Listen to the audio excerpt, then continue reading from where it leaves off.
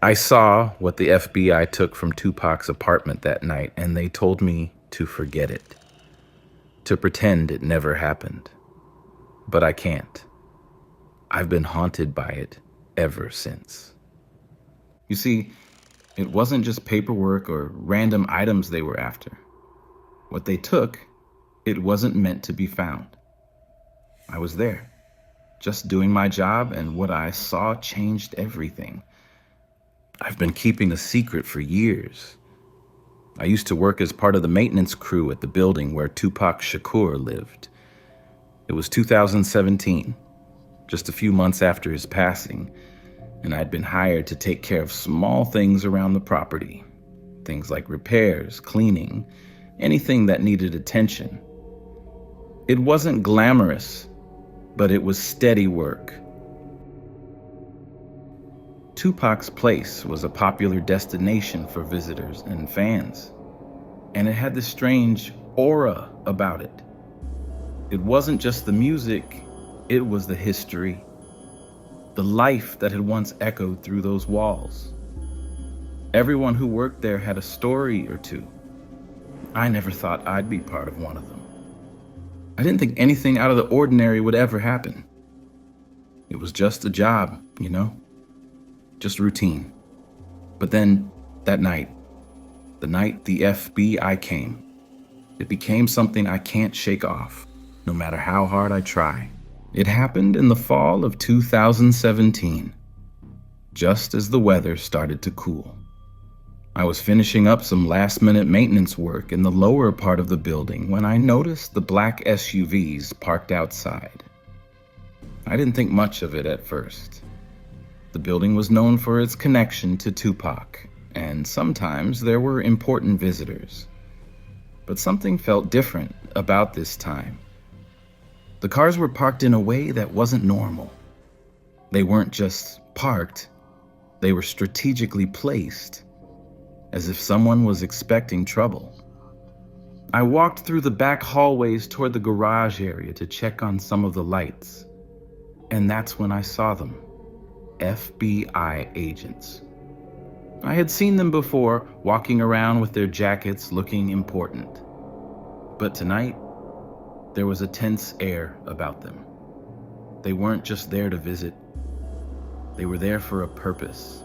The hallways were quieter than usual. Even the air felt different, thicker, heavier. I remember noticing the silence. Not a single person was around, and the place, which always had a buzz of activity, felt cold and empty. It was eerie. I wasn't supposed to be around at that time. In fact, my shift was over, but I stayed behind to finish up some small tasks. I didn't realize how close I was to something that would change everything for me. One of the agents looked at me as I walked by, but there wasn't anything friendly in his gaze. His eyes were sharp, calculating. I didn't say anything. I knew better than to get involved with FBI agents. I kept my head down and tried to stay out of the way. But the silence was broken by a voice I didn't expect to hear. "Hey," one of the agents called out. His voice was rough, like he hadn't spoken in hours. "You need to leave. We're not letting anyone through this area tonight. You're not authorized." I nodded quickly, not wanting to argue or make trouble, but there was something in his tone that made me feel uneasy. As I turned to leave, I noticed that the door to Tupac's apartment was open. The agents were inside, but there was no sign of the usual crew who worked there. No staff, no security. Just the FBI. It felt wrong. Out of place. Before I could walk away, one of the agents stepped outside the door. He looked straight at me, his expression cold. "You didn't see anything, understand?" he said, his voice sharp and firm. I nodded quickly. He wasn't asking me. He was telling me. I had no choice but to comply. But as I left, The chill that had settled in my chest wouldn't go away. Something was happening in that apartment. Something that felt wrong. I wasn't supposed to talk about what I saw that night, but as time went on, I couldn't shake the feeling that I had witnessed something I was never meant to see. I started to notice things about the building that I hadn't before. The subtle details that now seemed so strange. There was the way the lights flickered sometimes, or how certain rooms were kept locked, even though there was no reason for them to be. And then there was the smell. A strange, almost metallic scent that seemed to linger in the air after the agents had left. It wasn't there before. It was like something had been disturbed, something that shouldn't have been touched. I remember walking through the halls the next morning and feeling that weight again, that sense that I wasn't alone, like someone or something was still in the building with me.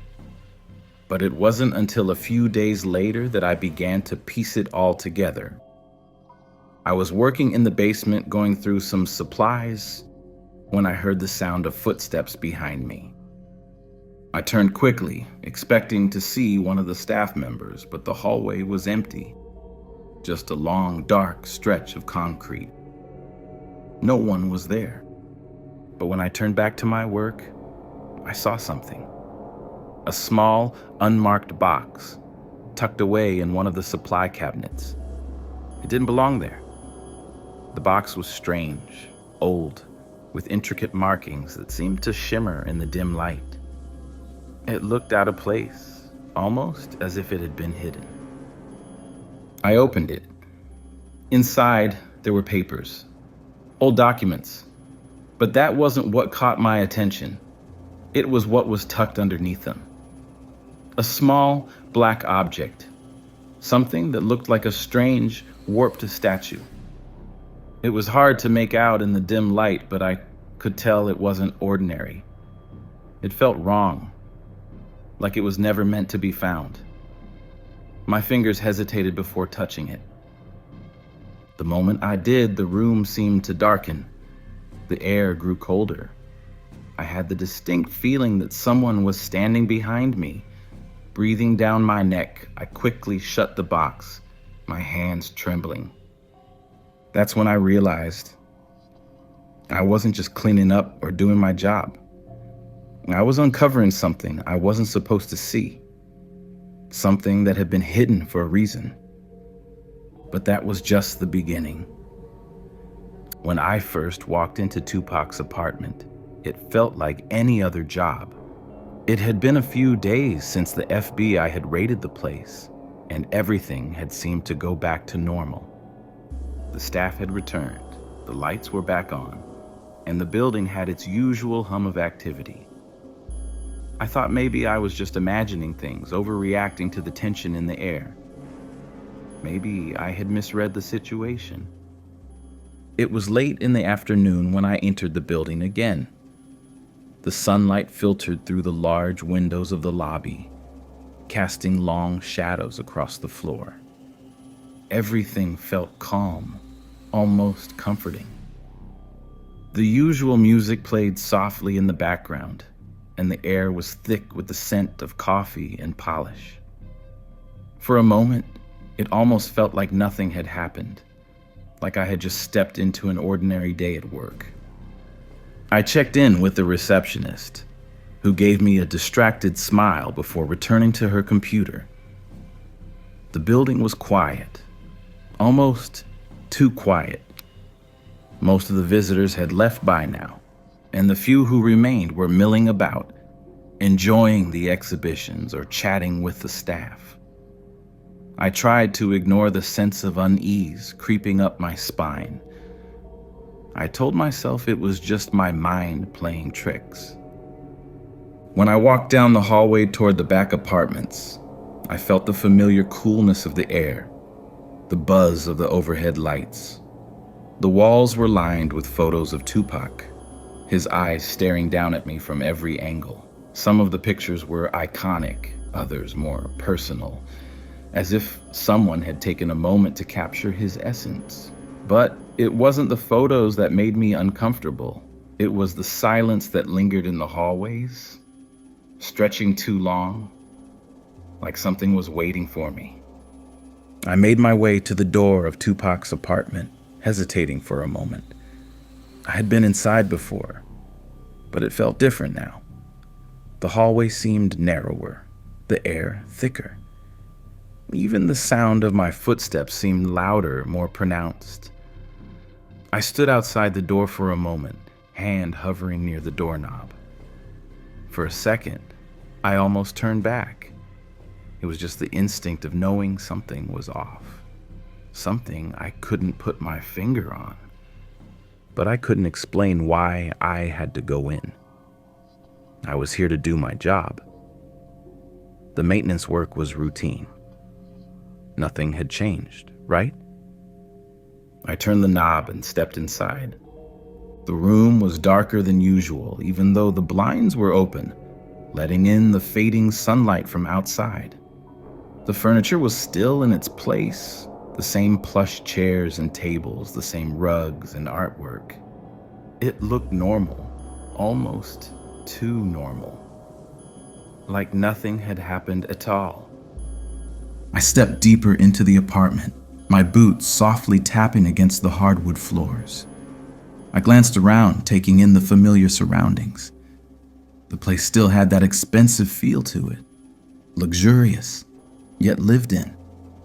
There were remnants of Tupac's life scattered around, a few scattered records, a guitar leaning against the wall, a stack of books near the coffee table. It almost felt like he had just stepped out for a moment, ready to return. But something about the air in the room felt off.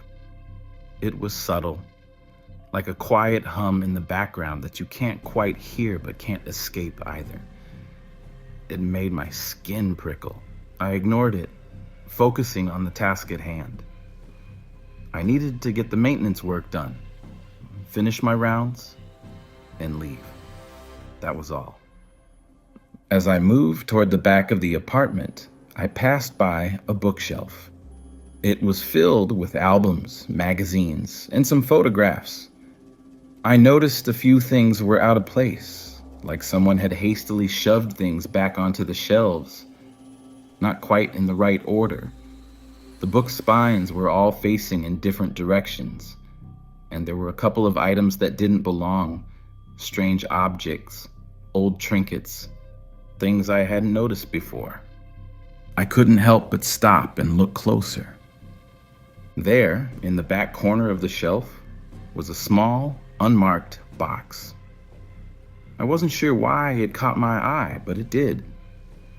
It didn't belong with the rest of the items tucked behind a row of photo albums. It looked old, like something that had been forgotten.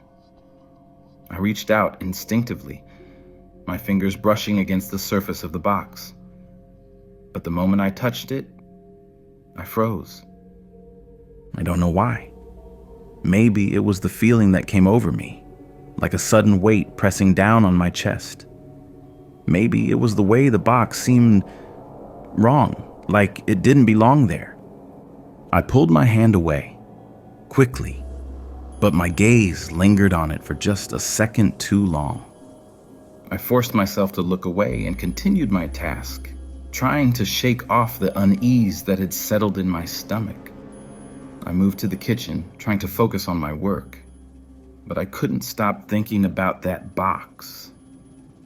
My mind kept drifting back to it, wondering what was inside, wondering why it had been hidden away like that. I tried to dismiss the thought, telling myself it was just my imagination.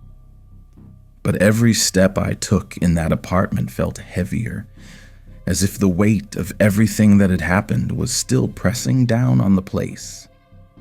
I looked around, but nothing seemed out of place. Nothing that should have raised alarm. Yet the atmosphere felt suffocating, as if the apartment itself was holding its breath, waiting for something. I was just about to check the bathroom when I caught a glimpse of something in the corner of my eye. I turned quickly, my heart racing, but there was nothing. The feeling, though, that's what got to me. That unease, that feeling of being watched, it hit me like a wave. I couldn't shake the sense that I wasn't alone, but it wasn't just that. It was something deeper. Something wrong. It felt like the apartment itself was alive, as if the very walls were holding secrets, whispering things I wasn't meant to hear. I stepped back into the hallway, away from the apartment's interior. The light outside the door felt different too. It wasn't just the light from the windows. It was the way the hallway stretched, the shadows that seemed to linger longer than they should. Even the air in the hallway felt thicker, colder, like the temperature had dropped a few degrees without warning. I took a deep breath and started to walk out of the building. I kept my head down, telling myself that I had imagined everything. It was just a normal day, just another routine. But I couldn't ignore the feeling that stayed with me. That sense of something lurking just out of sight. Something that didn't belong. I reached the exit, stepping into the open air, but even as I walked away, I couldn't shake the feeling that I had just uncovered something I wasn't meant to. Something I wasn't supposed to see. But what happened next took things to a whole new level. There was something about that night that didn't sit right with me. I couldn't explain it at first. Maybe I was just being paranoid. Maybe I'd let the strange atmosphere of Tupac's apartment get to my head. But as the hours passed, the sense of unease only deepened, and I knew something wasn't right. It started when I walked through the lobby on my way out. The building was quieter now. Most of the staff had gone home and only a few stragglers were left. I passed by the front desk, nodding at the receptionist, but there was something off about her smile. It wasn't the usual friendly greeting. It felt almost forced, like she was trying too hard to appear normal. I brushed it off, thinking I was just tired, but as I made my way toward the exit, I noticed a guest standing near the entrance. He was standing by the door, just staring at me. I didn't recognize him, but his eyes locked onto mine, cold and intense. It wasn't like the usual curious glance you'd get from someone passing by. This was different. There was something almost predatory in his gaze, like he was studying me, trying to figure me out. I slowed my pace as I passed him, the hairs on the back of my neck prickling with unease. I tried to ignore it, reminding myself that I was just overthinking things. But when I looked back up, the man hadn't moved. His eyes were still fixed on me, unwavering. For a moment, I froze. I didn't know if I should say something, ask if he needed help, or just keep walking. His presence felt invasive, like he wasn't supposed to be there. I glanced down at the floor, trying to gather my thoughts, when I heard him speak. "You've seen the apartment, haven't you?" His voice was low, almost a whisper, but it carried an eerie calmness to it. I stopped in my tracks, unsure of how to respond. I couldn't help but feel like he already knew the answer, like he was waiting for me to admit something I wasn't ready to say. I don't know what you mean," I stammered, trying to play it off like I hadn't heard him. But he just smiled, a thin, knowing smile that sent a chill down my spine. "Don't worry. Everyone sees something they shouldn't." I felt my pulse quicken. His words lingered in the air, heavy with meaning, but before I could say anything else, he turned and walked out of the building, disappearing into the night. I stood there, frozen, staring at the door, my heart hammering in my chest. I couldn't shake the feeling that this wasn't a coincidence, that I wasn't just another person in the building. There was something more to this, something that had been set in motion before I even stepped inside. I hurried out of the building, still trying to make sense of the encounter. But as I walked down the street, a thought gnawed at me. Had I imagined the entire thing? I didn't think so. His eyes, that look, it felt too real. It wasn't until I got home that night that the next piece of the puzzle fell into place. I had just settled into my apartment when I received a call from one of the staff members at the building. His voice was frantic, almost panicked. He asked if I had gone into one of the locked rooms in Tupac's apartment. The question caught me off guard. "No," I said, my voice shaky. "I didn't go in any locked rooms." There was a long pause on the other end of the line before he responded, his voice lower now. "There's a room in the back, a place no one's supposed to enter. The door's been opened. The security team's been alerted." My stomach dropped. I hadn't gone into any locked rooms. I hadn't touched anything in that apartment other than what I was asked to clean. But the thought of someone, or something, going into that room, someone opening the door, made my blood run cold. "That's not possible," I said, my voice trembling. "I've been in there before, and the room was locked. No one's had access." There was another pause, longer this time, before the staff member spoke again. "The door's open. It wasn't supposed to be. They're investigating." The line went dead before I could ask more questions. I sat there, staring at the phone, trying to process what had just happened. I couldn't explain it. There was no reason why a locked room in Tupac's apartment should have been opened. No one had access to that part of the building. No one except, well, the staff, of course, but even they were restricted. I had a sinking feeling in my stomach. I wasn't sure why, but I knew that something had gone terribly wrong. Something was being hidden. Something the FBI didn't want anyone to know.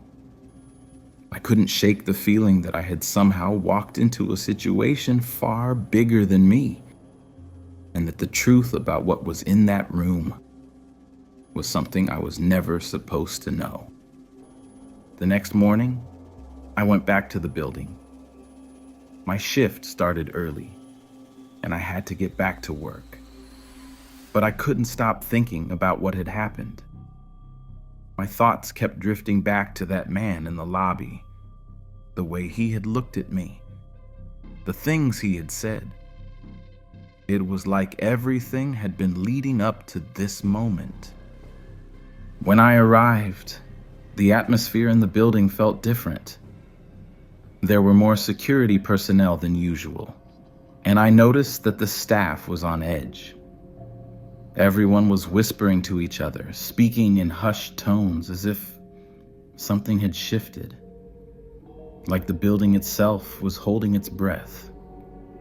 I walked past the front desk, trying to stay out of sight, but as I passed, I caught a glimpse of something strange. One of the staff members, the one who had called me last night, was looking at me. His eyes were wide, his face pale. He didn't smile or acknowledge me when I walked by.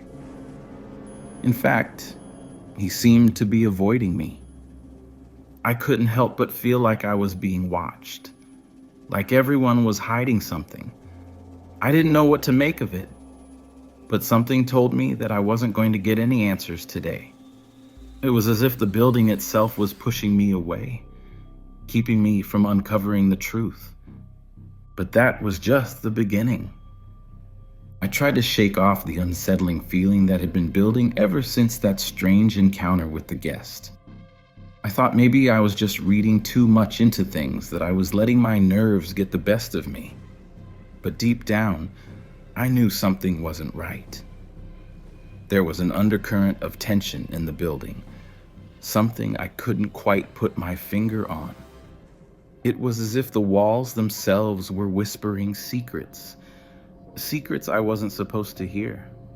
That afternoon, I found myself back at the building. It was quiet, too quiet, and the usual hustle of the place seemed muted.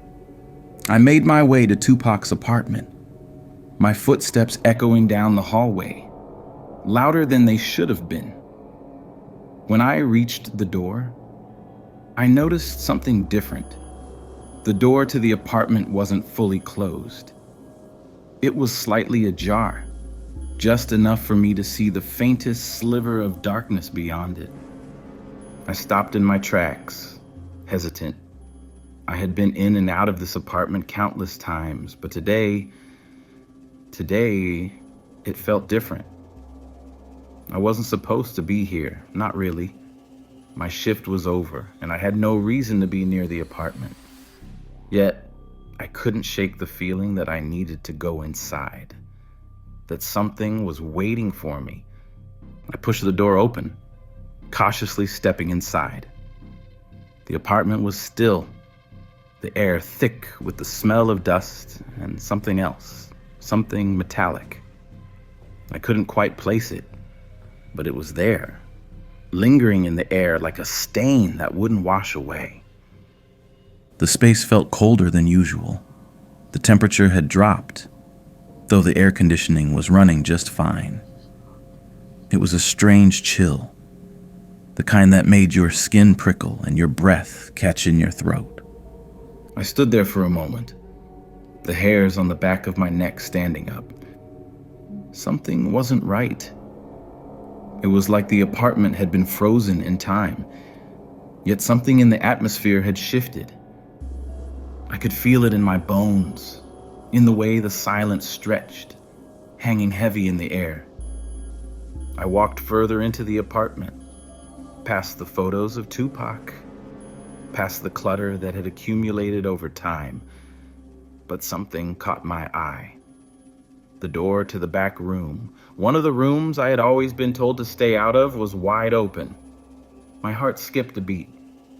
I had never seen that room open before.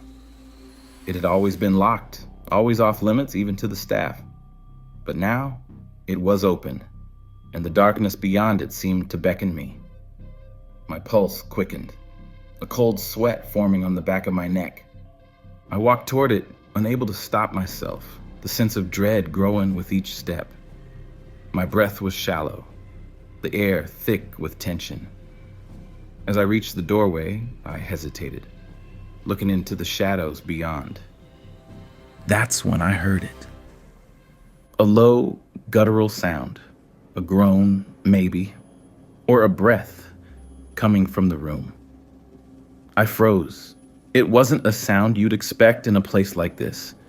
It wasn't a normal sound at all. I leaned forward, my heart hammering in my chest, but as I stepped closer, the sound stopped. The silence returned, even thicker now, heavier. I couldn't breathe. I couldn't move. I stood there for what felt like an eternity, staring into the dark room, waiting for something, anything, to happen. But nothing did. Then, without warning, the door slammed shut. I jumped back, my breath catching in my throat, my heart racing. The sudden force of it sent a shockwave through me, my entire body tensing. I turned, my eyes scanning the room, looking for anything that could explain what had just happened. But there was nothing. Just the cold, oppressive silence. I couldn't explain it. I couldn't understand it. The room had slammed shut by itself. There was no wind. No one had been near it. It was as if something in that space had made its presence known. I stumbled back from the door, my hands shaking. The feeling of being watched returned. Stronger now, like something was lurking just out of sight. I was no longer alone in the apartment.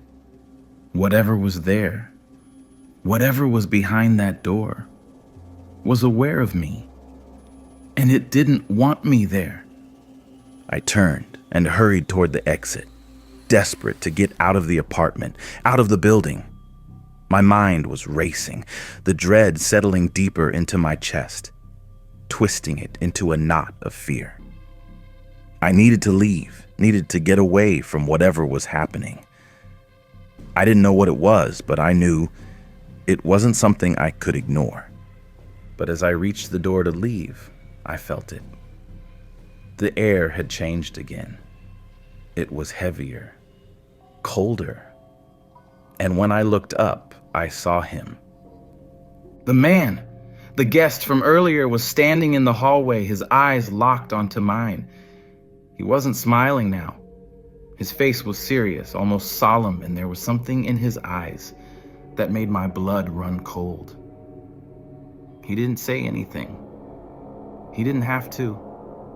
His gaze told me everything I needed to know. He knew. He had always known. I backed away from him, my legs trembling, and as I turned to leave, I heard his voice. Low, almost a whisper. "You shouldn't have seen it," he said. The words hung in the air, sinking into my bones. I turned and bolted, not looking back, but the dread followed me. It stuck to me like a shadow that wouldn't let go.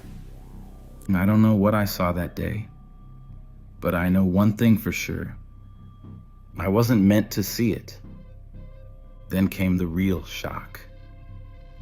The world around me seemed to blur. The moment I felt that cold hand brush against my shoulder, everything shifted. The air around me turned thick, suffocating. I spun, heart pounding, expecting to see someone, anyone. But there was nothing, just an empty hallway, the usual buzz of the lights overhead, and the faint hum of the building settling into the night. But something was wrong. I knew it. I turned back toward the entrance, moving quickly. I had to get out. The whispers that had been so faint before were now clearer.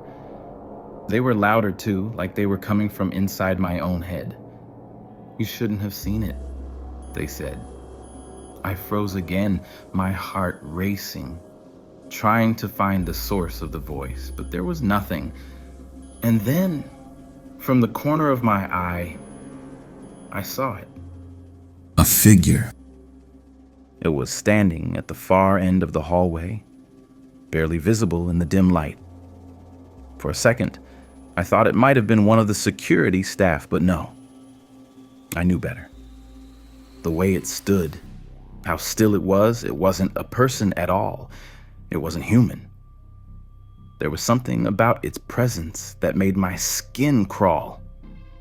It was as though it wasn't supposed to be there. I blinked, hoping it was just my mind playing tricks on me, but when I opened my eyes again, the figure was still there, staring at me. Its shape was shadowy, distorted, like it was only half-formed, flickering in and out of existence. But its eyes glowed, red and intense, locked onto mine. I could feel its gaze like a physical force pressing against me. I tried to move, to step back, but my legs felt like lead. I couldn't breathe. The room seemed to tilt, like I was losing control of my body, my senses slipping away. The whispers grew louder, now a chorus in my mind. The words impossible to escape. I wanted to scream, but no sound came. I took a step forward, my body unwilling to listen to my brain's frantic commands to run. My feet were moving of their own accord, pulling me closer to the figure at the end of the hallway. Every step I took felt like I was walking deeper into a nightmare. I could hear my pulse in my ears, the pounding of my heart deafening, as if it were trying to drown out the whispers. But the figure didn't move. It just stood there, its eyes never leaving mine. It didn't speak. It didn't have to. The silence was more terrifying than anything it could have said. And in that silence, I could feel something terrible closing in around me. Something dark and ancient. I could feel it in my bones. The energy of the building was different now. It wasn't just the cold air or the oppressive silence. There was something more, a presence that was wrong, something that had been disturbed, something that had awakened. My feet were now moving faster, my breath shallow, my mind a whirlwind of fear and confusion. As I passed by the open door to Tupac's apartment, I couldn't help but glance inside, even though I knew I shouldn't. I shouldn't have, but I did. And that's when I saw it. The room was different. It wasn't just the shadows that looked deeper or more menacing. The walls, they were bleeding. And it wasn't literal, not like blood running down the walls. But it felt like blood, like the very structure of the apartment had been soaked in something dark, something alive. It was a suffocating, unnatural presence that clung to the air, suffusing every corner of the room. The object that had been in the corner, the one I'd seen before, was now gone, replaced by something else. It wasn't a thing I could recognize. It was a shape, a distortion, twisting and writhing in the dark. It was like the room itself had become a gateway to something else, something that shouldn't exist. The air around me grew heavier, colder, and I felt my body shaking involuntarily, my mind fighting to reject what my eyes were seeing.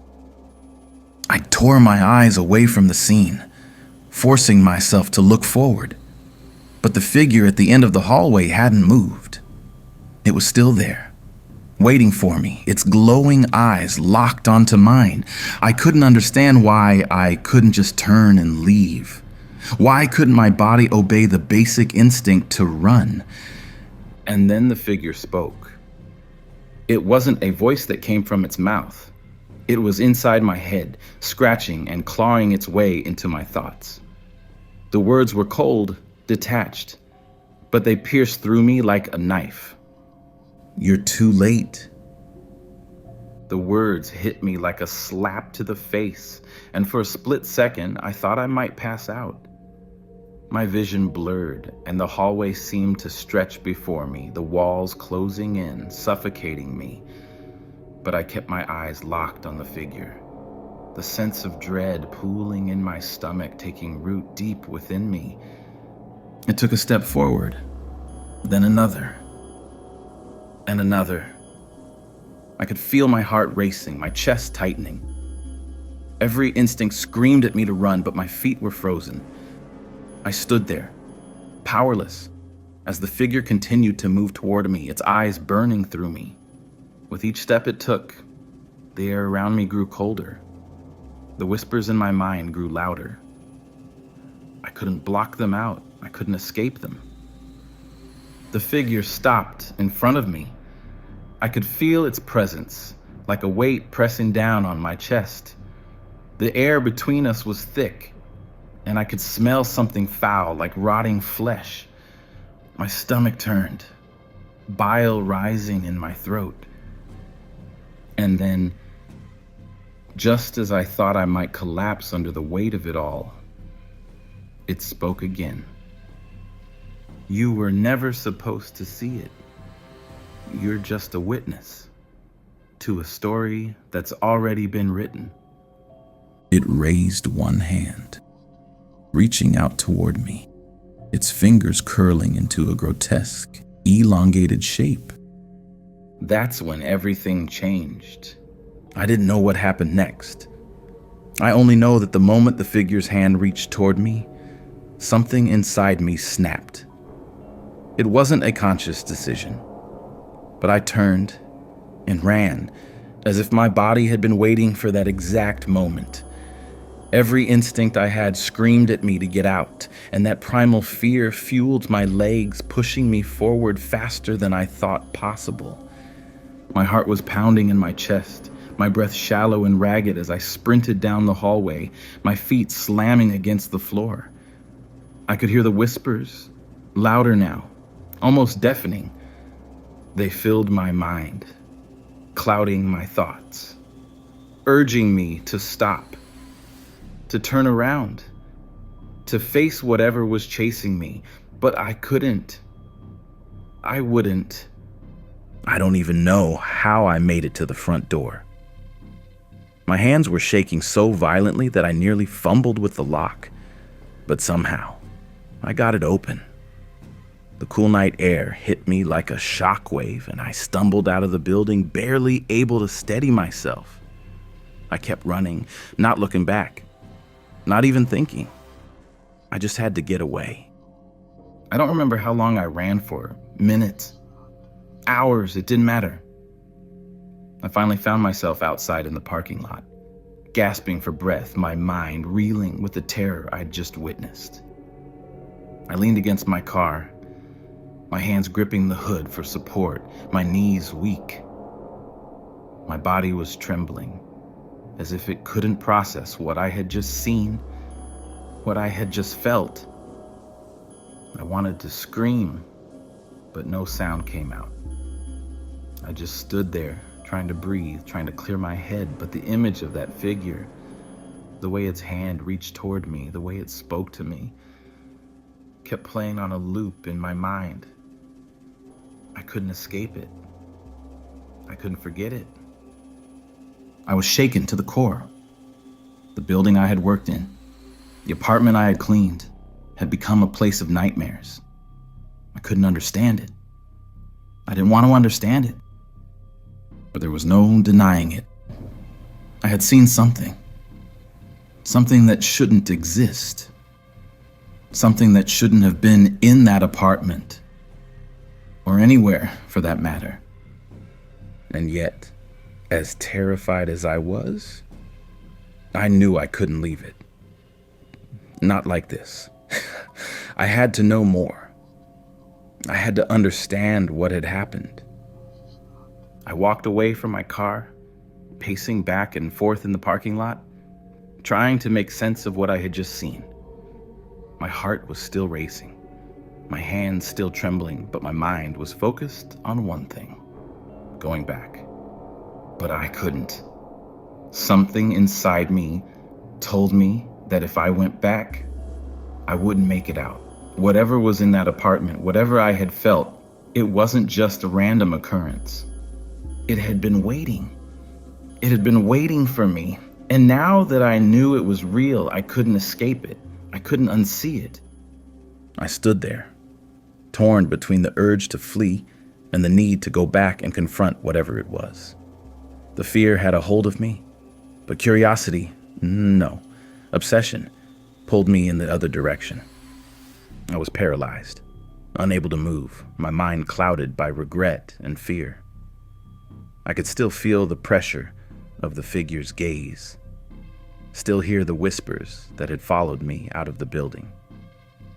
That's when I heard the sound. A knock. Faint at first, then louder, more insistent. It was coming from the direction of the building. I spun around, my heart sinking into my stomach.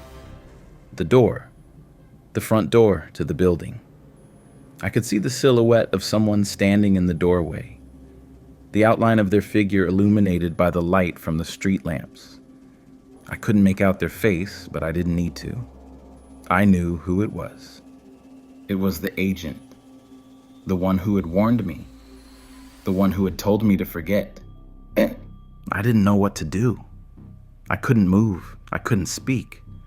I was frozen in place as he took a step toward me, his figure emerging from the shadows. "You shouldn't have seen it," he said, his voice low and even. His face was cold, emotionless, like a mask. You weren't supposed to know. I wanted to say something, to scream, to run, but the words stuck in my throat. I had never seen him up close before, but now standing in front of me, he looked different, harder, colder. There was something in his eyes, something I couldn't quite place, but it sent a shiver down my spine. You don't understand what you're dealing with, he continued, his voice calm, but filled with a quiet menace. We've been trying to contain it, but you're a liability now. You can't leave. Not unless you want to make things worse.